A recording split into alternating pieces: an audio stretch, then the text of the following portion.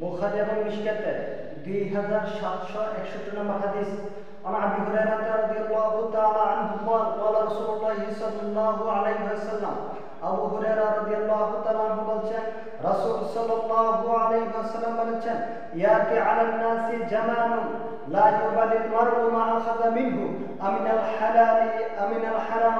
মানুষের মধ্যে এমন একটা সময় আসবে, এমন একটা যুগ চলে আসবে, মানুষ জানবে না কোথায় থেকে সে উপার্জন করেছে, হালাল ভাবে উপার্জন করেছে নাকি হারাম ভাবে উপার্জন করেছে।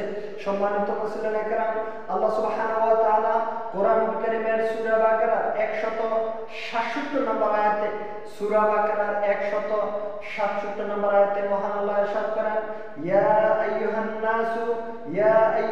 নাস কুলু মিম্মা ফিল আরদি হালালান তাইয়্যিবা ওয়া লা তাত্তাবিউ খুতুওয়াতিশ শাইতান ইন্নাহু লাকুম আদুউম মুবিন।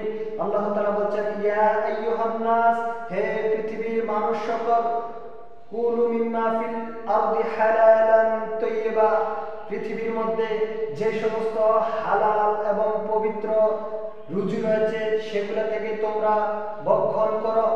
পৃথিবীর মধ্যে যে হালাল উপার্জন রয়েছে, হালাল রুজি রয়েছে, হালাল প্রাণী রয়েছে, হালাল খাদ্য রয়েছে, সেগুলো তোমরা খাও এবং পান করো।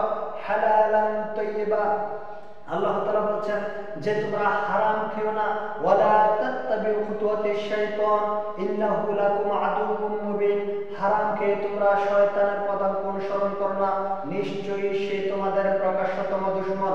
সম্মানিত উপস্থিতি, সূরা বাকারার 167 নম্বর আয়াতে আল্লাহ তাআলা পৃথিবীর সমস্ত মানুষকে বলছেন যে তোমরা হারাম খেও না, হালাল পবিত্র রুজিগুলি খাও। কেন বলছেন?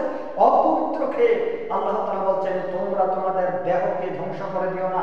অপবিত্র খেলে পরে অর্থের ক্ষতি হতে পারে, অপবিত্র খেলে পরে দেহের ক্ষতি হতে পারে, অপবিত্র খেলে পরে আপনার সম্পদের ক্ষতি হতে পারে, অপবিত্র খেলে পরে পরকালের ক্ষতি হতে পারে।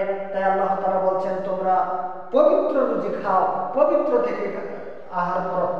এছাড়াও আল্লাহ তাআলা সূরা বাকারার 172 নম্বর আয়াত থেকে আবার সমস্ত ওই আয়াতটার মধ্যে ছিল শুধুমাত্র পৃথিবীর সমস্ত মানুষদেরকে লক্ষ্য করে, আর এই আয়াতে সূরা বাকারার 172 নম্বর আয়াত